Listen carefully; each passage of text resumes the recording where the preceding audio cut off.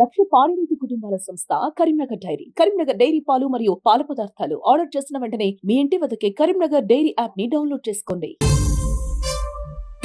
ఎందుకు మీరు ఈ సర్పంచ్ అభ్యర్థిగా పోటీ చేస్తున్నారు ఇంత చిన్న వయసులో? ఎంత ఇప్పుడు మీ వయసు? మీరు ఎట్లాంటి అభివృద్ధి చేద్దాం అనుకున్నారు? ఇక్కడ సమస్యలు ఏంటి మీకు తెలుసా?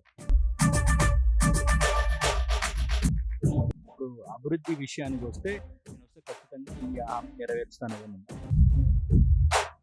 సర్పంచ్ అయితే ఒకవేళ నాకు వచ్చే శాలరీ ఒక్క రూపాయి మాత్రమే నేను తీసుకొని మిగతాదంతా విమెన్ వెల్ఫేర్ కోసం కష్టపడదామని అనుకుంటున్నాను. సో ఈరోజు మనం నాగుల మల్యాల గ్రామ పంచాయతీలో ఉన్నాం. ఇక్కడ సర్పంచ్ అభ్యర్థిగా పోటీ చేస్తున్నారు మల్యాల జాహ్నవి. సో సోషల్ మీడియాలో దారుణంగా వైరల్ అయిపోతుంది. ఎక్కడ చూసినా కానీ ఈవిడ గురించే చిన్న వయసులో ఈమె గురించే సర్పంచ్గా వస్తుంది అనే విషయాలు అందరూ కూడా చర్చిస్తూ ఉన్నారు. సో ఇప్పుడు మనం జాహ్నవి గారితో ఉన్నాం. ఎందుకు ఈమె సర్పంచ్గా పోటీ చేయాలనుకుంటుంది, అసలు ఏంటి ఈమె బ్యాక్గ్రౌండ్ ఏంటి, ఆ విషయాలన్నీ ఇప్పుడు మనం తెలుసుకుందాం. హాయ్ జాహ్నవి గారు. నమస్తే అండి. ఏంటి ఎందుకు మీరు ఈ సర్పంచ్ అభ్యర్థిగా పోటీ చేస్తున్నారు ఇంత చిన్న వయసులో? ఎంత ఇప్పుడు మీ వయసు? 23. సో ఎందుకు పోటీ చేస్తున్నాను అని అంటే, నేను బేసిక్గా యూనివర్సిటీలో చదువుకున్న స్టూడెంట్ని. సో అంటే సమాజం కోసం పాటుపడడం, కొట్లాడడం ఇవన్నీ నాకు అలవాటైపోయి ఉన్నాయి. సో ఎంత కాదనుకున్నా కార్పొరేట్లోకి వెళ్ళిన తర్వాత కూడా నా బ్యాక్ ఎండ్లో అంటే ఎప్పటికీ ఆ సాటిస్ఫాక్షన్ లేకుండా పోయింది లైఫ్లో. అండ్ చిన్నప్పటి నుంచి మా నాన్నగారు కూడా సోషల్ సర్వీస్ చేస్తూ ఉండేవాళ్ళు. ఆయన చూసి పెరిగాను. మా తాతగారు కూడా ఊర్లో పెద్ద ఉంటుండే, ఆయన కూడా సర్వీస్ చేసేవాళ్ళు. వాళ్ళని చూసి అది మరి బ్లడ్లోనే ఉందో ఎలానో తెలియదు కానీ అలాంటి అంటే నాకు అవకాశం వచ్చింది కదా, ఈ అవకాశం యూజ్ చేసుకొని మా ఊరిని డెవలప్ చేసుకుందాము అని చెప్పేసి వచ్చాను. ఏం చదివారు మీరు? ఎక్కడెక్కడ అంటే మేము మీ బ్యాక్గ్రౌండ్ తెలుసుకుంటే చాలా కష్టపడుతూ చదివినట్టు తెలిసింది. తెలుగు మీడియం నుంచి ఇంగ్లీష్ మీడియం నుంచి వెళ్ళి బస్సులు చేంజ్ చేస్తూ చాలా దూరం వెళ్ళి చదువుకోవడం జరిగినట్టు, అది నిజమేనా? అవునండి. నేను 5th స్టాండర్డ్ వరకు ఇక్కడ సరస్వతి విద్యాసాగర్ స్కూల్లో చదివాను. 6th మా ఊరు స్కూల్లోనే చదివాను. నేను చదువుకున్నప్పుడు స్కూల్లో 70 మెంబర్స్ ఉంటుండే. కార్పొరేట్ స్కూల్లో అయితే ఒక క్లాస్లోనే 150, 200 మెంబర్స్ ఉంటారు. దాంట్లో సెక్షన్స్ డివైడ్ అయి ఉంటాయి. అట్లాంటిది మా ఊరు స్కూల్ మొత్తం కలిపిన ఒక సెక్షన్ ఉండేంత మంది ఉండకపోయేది. అండ్ నాకు దాని తర్వాత మోడల్ స్కూల్లో సీట్ రావడం, అక్కడ నేను 10th వరకు చదివి తర్వాత డిప్లొమా చేసి బీటెక్కి కాకతీయ యూనివర్సిటీకి వెళ్ళాను. యూనివర్సిటీలో నేను స్టూడెంట్ లీడర్గా వర్క్ చేశాను, బీసీ స్టూడెంట్ ఆర్గనైజేషన్ కన్వీనర్గా. దాని తర్వాత ఉస్మానియా యూనివర్సిటీలో పీజీ డిప్లొమా చేస్తూ కార్పొరేట్లో జాయిన్ అయ్యాను. సో అక్కడ నుండే వచ్చింది మీకు రాజకీయ లక్షణాలు, అక్కడ నుండే అల్లవరుచుకున్నారు. అయితే మీ ఇంట్లో మీ నాన్నగారిది కూడా చాలా హెల్పింగ్ నేచర్, చాలా మందికి ఊర్లో హెల్ప్ చేస్తానన్నారు. అదేమన్నా హెల్పింగ్ నేచర్ కూడా వచ్చిందా మీకు?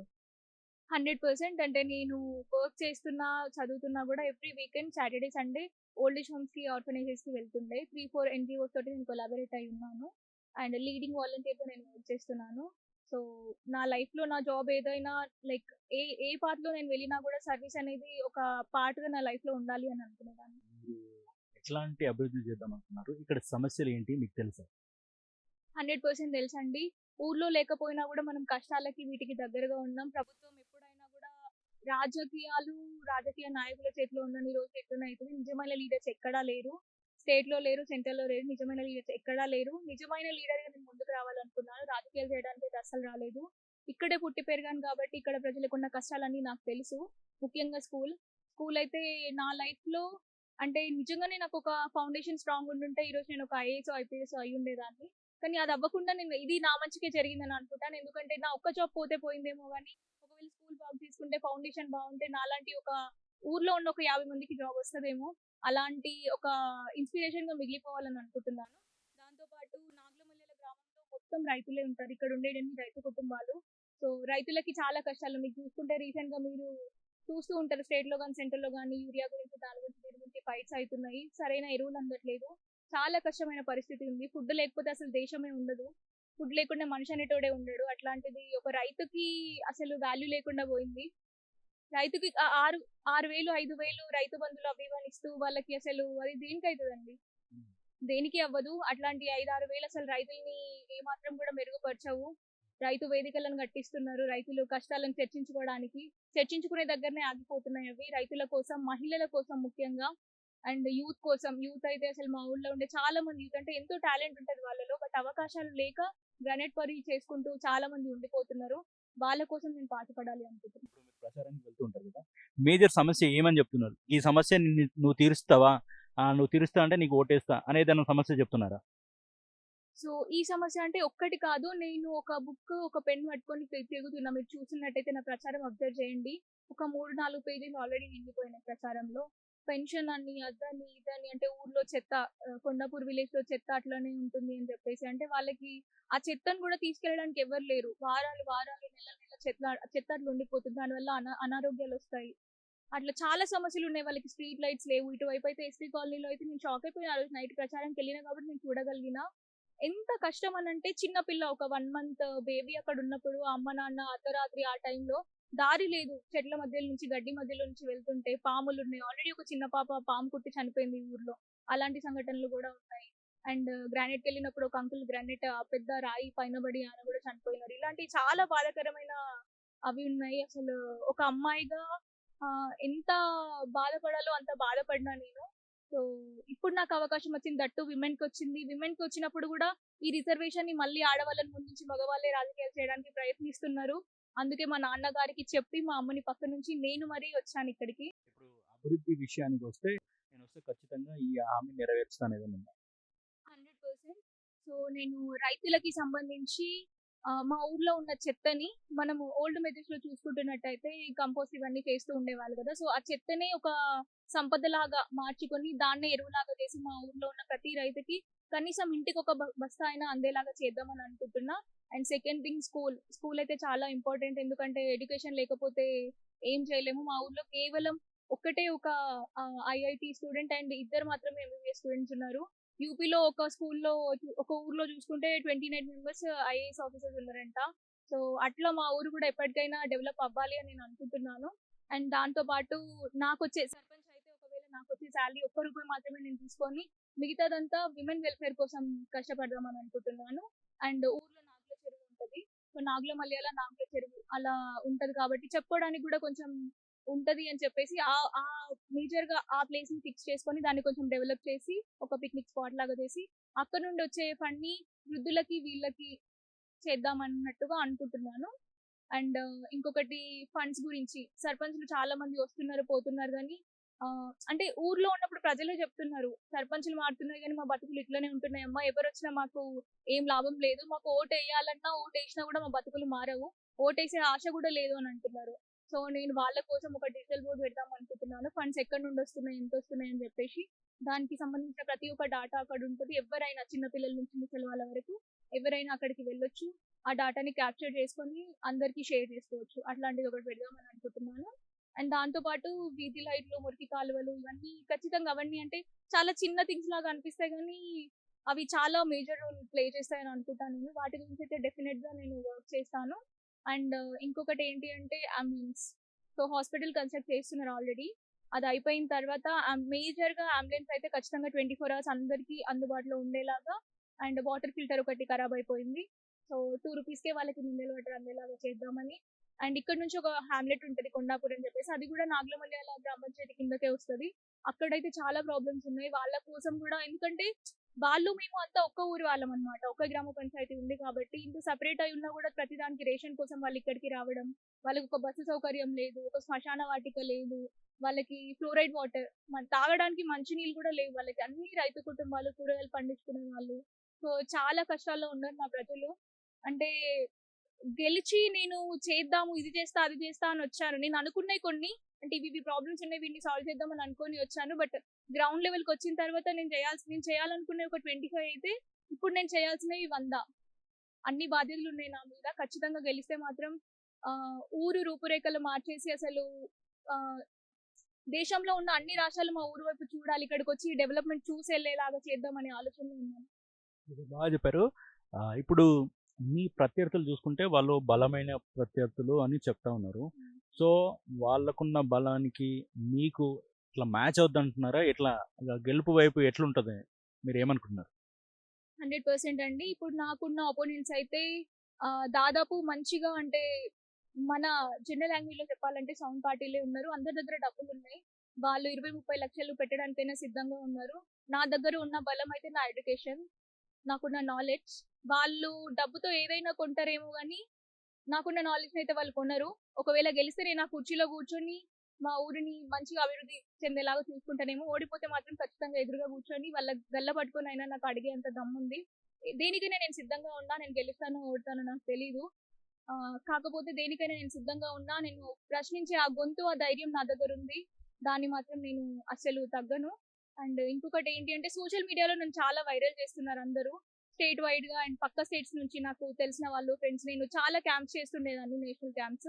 సో, వేరే స్టేట్స్ నుంచి కూడా ఫ్రెండ్స్ అందరూ నాకు సపోర్ట్ చేయడం అట్లా చేస్తున్నారు. బట్ ఎంత చేసినా కూడా నా యాంబిషన్, నా ఎయిమ్ సోషల్ మీడియాలో హైలైట్ అవ్వడం కాదు.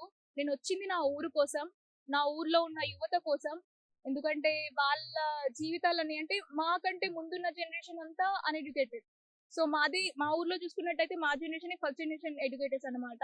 మా జనరేషన్ వాళ్ళు గూడా బుట్ట పనికెళ్ళడం, ఇది చేయడం నేను చూడలేకపోతున్నాను. అట్‌లీస్ట్ అప్‌కమింగ్ జనరేషన్స్‌కైనా ఒక మంచి ఫ్యూచర్ ఇయ్యాలి అనే ఆలోచనతో నేను చేస్తున్నాను. సో, ఊర్లో ఉండే అందరి మద్దతు నాకుంటే ఖచ్చితంగా ఊరిని డెవలప్ చేస్తా అని నేను స్ట్రాంగ్‌గా చెప్తున్నాను. సో ఇక్కడ యూత్ ఓటర్స్ కూడా ఎక్కువ ఉన్నారు కదా, వారి గురించి ఏం చెప్తారు? సో, యూత్ ఓటర్స్ కూడా చాలా మందున్నారు. యూత్ అందరి తరపున నాకొచ్చిన అవకాశం ఇది. అంటే ఇది యూత్‌కొచ్చిన అవకాశం కాదు, మహిళలకొచ్చిన అవకాశం. మహిళల్లో కూడా చదువుకోని వాళ్ళు ముందుకొస్తే డెవలప్‌మెంట్ ఖచ్చితంగా ఉండదు. ఎందుకంటే రేపటి రోజున ఎవరైనా ఎళ్లి కనీసం ఒక ఇంటి పన్ను కట్టు అనంటే కూడా వాళ్ళ భర్తదో, పిల్లలదో మళ్ళీ అక్కడి నుంచి వాళ్ళు పర్మిషన్ తీసుకొని "చెయ్యాలా బిడ్డ? ఎలా సంతకం చేయాలి?" అని అడిగి చేయించుకునే సిట్యుయేషన్. దొరసానులు ముందు కూర్చున్న మళ్ళీ దొరలే ఎళ్తారు. ఖద్దరు బట్టల రాజకీయాలు అట్లనే కంటిన్యూ అయితాయి. పెట్టుబడి అంటే వీళ్ళ దగ్గరున్న డబ్బులతో వీళ్ళు పెట్టుబడి పెట్టి కొనాలి అని అనుకుంటున్నారు మనుషుల్ని, ఓట్లని. ఎంత అంటే పెట్టుబడి పెట్టే ప్రతి ఒక్కరు ఎవరైనా గూడా ఖచ్చితంగా వాళ్ళు లాభం ఎక్స్‌పెక్ట్ చేస్తారు. మనం పెడుతున్నామంటే ఖచ్చితంగా లాభం ఎక్స్‌పెక్ట్ చేస్తారు. ఇలా 30,00,000, 20,00,000 ఊరు మీద దారపోసే వాళ్ళు ఖచ్చితంగా, ఎందుకంటే పైసలంటే చెట్లకు కాయవు గదండీ. ఖచ్చితంగా వాళ్ళు గూడా అంటే నీతో అవినీతో నాకు తెలీదు గానీ, వాళ్ళెట్లా సంపాదించుకున్నా గూడా అన్ని డబ్బులు ఊరు మీద వదిలేసినప్పుడు ఖచ్చితంగా మళ్ళీ తిరిగి సంపాదించుకోవడానికే ప్రయత్నిస్తారు. కాబట్టి నేను జనాలందరికీ చెప్పేది, ఇది ఓటు అనేది ఒక హక్కు. ప్రపంచంలో ప్రధానమంత్రి దగ్గర నుంచి ఊర్లో ఏమీ లేని ఒక బికారి వరకు ఎక్కడైనా సమానం ఉన్నాడు అంటే అది కేవలం ఒక ఓటు దగ్గరనే. అలాంటి అంత విలువైన ఓటుని అంటే బంగారుపేటలో తినేవాడు కూడా నీ దగ్గరకొచ్చి బాంచన్ బిడ్డ నాకు ఓటెయ్యి అని అడుగుతాడు. అది అది వాడి అవసరం. వాడి అవసరం అంటే నీ నీ దగ్గర ఉన్న ఓటు అంత విలువైనది. ఈ విలువ జనాలకి తెలియట్లేదు. నా ప్రజలు, నా బంధువులు, నా మిత్రులు, నా ఊరు వాళ్ళంతా నా నా మనుషులందరి దౌర్భాగ్యం ఇది. ఎందుకంటే వాళ్ళు చెప్పినా గూడా తెలుసుకునే సిట్యుయేషన్‌లో లేరు. సో, నేనొకటే ఎక్స్‌పెక్ట్ జేస్తున్నా, ఇక్కడున్న యూత్ అందరూ, తెలిసిన వాళ్ళు, చదువుకున్న వాళ్ళందరూ చైతన్యవంతులై అట్‌లీస్ట్ అప్‌కమింగ్ జనరేషన్స్‌కి మనం ఇది చేయాలి, ఇలా ఉండాలి, ఇలా మారాలి అనే ఒక సందేశం పాస్ చేయాలి. లేకపోతే వాళ్ళకంటే మూర్ఖులు ఇంకెవ్వరుండరు. ఒకవేళ నేను ఓడిపోతే ఈ ఓటమి నాదొక్కతే గాదు, మా ఊర్లో ఉన్న యూత్ అందరి ఓటమి ఇది. గెలిస్తే మాత్రం యూత్ అందరూ గెలిచినట్టు. నాది ఫుట్‌బాల్ గుర్తండి. ఖచ్చితంగా నేను గెలిస్తే మాత్రం ఫుట్‌బాల్ ఆడి గోల్ కొడతాను. 100% చెప్తున్నాను. అండ్ 4 నంబర్ ఫుట్‌బాల్ గుర్తొచ్చింది నాకు. ఖచ్చితంగా అందరూ ఫుట్‌బాల్ గుర్తుకి ఓటేయండి. నేను ఊరు అభివృద్ధి కోసం వచ్చాను. రాజకీయాలు చేయడానికి రాలేదు. ఒక్కరోజు కూడా ఖద్దరు బట్టలు ఏసుకోను. అభివృద్ధి చేయడానికే వచ్చిన, చదువుకున్న దాన్ని, నాలెడ్జ్ ఉన్నదాన్ని. ఏ ఫండ్ కోసం ఎట్లా కొట్లాడాలి, ఎవరిని ఎట్లా ప్రశ్నించాలో నాకు తెలుసు. అనుభవం లేదు, చిన్న పిల్ల అని అంటున్నారు. అనుభవం లేదు, దోచుకోవడంలో, దోపిడీ చేయడంలో అనుభవం లేదు నాకు. కానీ ఊరిని అభివృద్ధి చేసే విషయంలో మాత్రం అనుభవం ఉంది. ప్రతి ఒక్కరు మీరు కూడా చూస్తారు. ప్రియమైన గ్రామ ప్రజలారా, అవకాశం మీ చేతిలో ఉంది. నిలబడడానికి నాకు అవకాశం వచ్చింది. ఓటేయడానికి మీకు అవకాశం వచ్చింది. ఈ అవకాశాన్ని సద్వినియోగం చేసుకోండి. మనమందరం కలిసికట్టుగా మన ఊరి అభివృద్ధి కోసం పాటుపడదాం. డిసెంబర్ 11వ తేదీన పొద్దున 7 గంటల నుంచి మధ్యాహ్నం 1 గంట వరకు ఫుట్‌బాల్ గుర్తు 4 నంబర్ ఖచ్చితంగా మీ ఓటేయండి. గ్రామ అభివృద్ధిలో మీరు పాలుపంచుకోండి. నేను మీ ఊరి బిడ్డని మలయాళ జాహ్నవి. సో చూసారు కదా, ఓన్లీ సోషల్ మీడియానే వైరల్ అవ్వడం కాదు, నేను ఇక్కడ జనాలకి సేవ చేయడానికి ఇంత దూరం వచ్చా. నేను చదువుకున్న దాన్ని డబ్బులు ఖర్చు పెట్టలేను. నా వల్ల అయింది ఓన్లీ సమాజ సేవనే. నా ఊరి సేవని నేను చేస్తాను తప్ప నాకు డబ్బులు ఖర్చు పెట్టడం ఇలాంటి ఉద్దేశాలు లేవు. ఎవరైనా కానీ యూత్ ఇప్పుడున్న వాళ్ళు ఖచ్చితంగా ఆలోచించి ఓటేయమని ఆవిడ ఎంతో బాధగా అడుగుతా ఉంది. సో ఇప్పుడు మీ చేతిలో ఉంది. నాగుల మలయాళ జనాలు ఏం చేస్తారు ఏంటి అనేది 11వ తేదీ నాడు మనకు తెలుస్తుంది. సో ఇది ఇక్కడ మల్యాల జాహ్నవి బ్యాక్గ్రౌండ్ ఏంటి అనేది చాలామంది తెలుసుకోమన్నారు. మేము ఇక్కడికి రావడం జరిగింది. ఆవిడ గురించి కూడా తెలుసుకోవడం జరిగింది. Thank you so much. ఇప్పుడు మల్యాల జాహ్నవి గారి నాన్నగారు ఉన్నారు. సార్, పాప గురించి చాలామంది జనాలు వైరల్ అవుతుంది, ఇక్కడ చదువుకొని వచ్చింది, ఇక్కడ సమాజ సేవ చేద్దాం, గ్రామ సేవ చేద్దామని వచ్చింది. ఎలా అనిపిస్తుంది? చాలా బాగా అనిపిస్తుంది. నేను మల్యాల రాజాగౌడ్, మా నాగుల మల్యాల గ్రామం, కొత్తపల్లి మండలం, కరీంనగర్ జిల్లా. నేను విద్యార్థి దశ నుండే నేను కూడా విద్యార్థి నాయకునిగా పనిచేసిన. నన్ను ఇన్స్పిరేషన్గా తీసుకొని దగ్గరుండి చూస్తూ పెరిగింది నా కూతురు. నా అడుగుజాడల్లోనే నడుస్తుంది, నాకు గర్వంగా ఉంది. నేను తెలంగాణ ఉద్యమంలో మొదటి దశ నుండి తెలంగాణ సాధన వరకు పోరాడిన వాడిగా నేను గర్వంగా చెప్తున్నా. మా నియోజకవర్గంలో అన్ని గ్రామాల కంటే ఎక్కువ రోజులు రిలే నిరాహార దీక్ష నడిపించిన ఘనత నాదే. నేను 25 సంవత్సరాల నుండి మా గ్రామంలో నేను సేవలు అందిస్తున్నా. ఒక స్వచ్ఛంద సేవా సంస్థ పెట్టిన. చదువుకోలేని పిల్లలను ఎంతోమందికి నేను సహాయం చేసిన. ఒక ఇంటర్మీడియట్ విద్యార్థికి తల్లిదండ్రులు చనిపోతే దత్తత తీసుకొని ఇంటర్మీడియట్ ఫీజులు కూడా మొత్తం కట్టిన. చాలామంది పేదలకు నేను బియ్యం అందిస్తుంటా. చాలా రకాల నేను పనులు గ్రామంలో చేస్తూ ఉంటా. నేను ప్రజలకు ఎప్పుడు అందుబాటులో ఉంటా, ప్రజల కళ్ళ ముందే ఉంటా. నేను ఈసారి ఏంటంటే మహిళా రిజర్వేషన్ రావడం వల్ల నేను కూడా మా మిస్సెస్నే పోటీలో ఉంచుదాం అనుకున్నా. కానీ నాకే ఒక ఆలోచన వచ్చింది. మా కూతురు ఆమె యువతి, విద్యార్థి, ఆమె విద్యార్థి నాయకురాలిగా కూడా పనిచేసింది. ఆమె ఆమె విద్యలో భాగంగా వివిధ రాష్ట్రాలకు వెళ్ళి పరిశోధనలు కూడా చేసి రావడం జరిగింది. ఆమె పార్లమెంట్లో మాట్లాడడం జరిగింది. గవర్నర్ గారి ద్వారా సర్టిఫికేట్ కూడా తీసుకోవడం జరిగింది. కేరళ వెళ్ళి హోంమంత్రి గారితో మాట్లాడడం జరిగింది. చాలా యాక్టివ్గా ఉంది. నాయకత్వ లక్షణాలు ఉన్నాయని కాబట్టి నేను గుర్తించి ఆమెను మా గ్రామానికి నేను చేస్తున్న సేవలతో పాటు నా కూతురు కూడా సేవలు అందిస్తే గ్రామం అభివృద్ధి చెందుతుందని చెప్పేసి ఉద్దేశంతో నా కూతురును ఈరోజు సర్పంచ్ బరిలో ఉంచడం జరిగింది. మా గ్రామంలో ప్రజలంతా పనిచేసిన వారికే ఓటేయాలి, ఈ గ్రామంలో ఉన్న వారికే ఓటేయాలనే నిర్ణయంతో ఆల్రెడీ ప్రజలంతా ఉన్నారు. నా దగ్గర డబ్బు లేదు, సేవ చేసే దమ్ము నా దగ్గర ఉంది, పనిచేసే దమ్ము నా దగ్గర ఉంది. కానీ డబ్బులు ఇచ్చే దమ్ము నా దగ్గర లేదు. వాళ్ళు డబ్బులు వంచినా, మందు వంచినా, ఏది వంచినా ఈసారి ప్రజలు ఆ మందుకు బానిసయ్యే పరిస్థితిలో లేరు, పైసలకు అమ్ముడుపోయే పరిస్థితిలో లేరు. ఒక్కరోజు ఖర్చు అయిపోయే డబ్బుల కోసం, ఒక్కరోజు 2 రోజుల కూలీ కోసం ఆశపడే పరిస్థితిలో ఈరోజు లేరు. నా గ్రామ ప్రజలంతా మారిరని చెప్పేసి నేను ఆశిస్తా ఉన్నా. వాళ్ళు ప్రగతికే ఓటేస్తారని చెప్పి నేను నమ్ముతా ఉన్నా బలంగా. సూపర్ సార్, బాగా చెప్పారు. Thank you sir. మీరు ఖచ్చితంగా మీరు అనుకున్న ఆశయం నెరవేరుస్తుందని మేము కూడా కోరుకుంటున్నాం. రానున్న రోజుల్లో గెలుపు దిశగా మన జాహ్నవి ఉండాలని మనస్ఫూర్తిగా కోరుకుంటున్నాం. Thank you so much.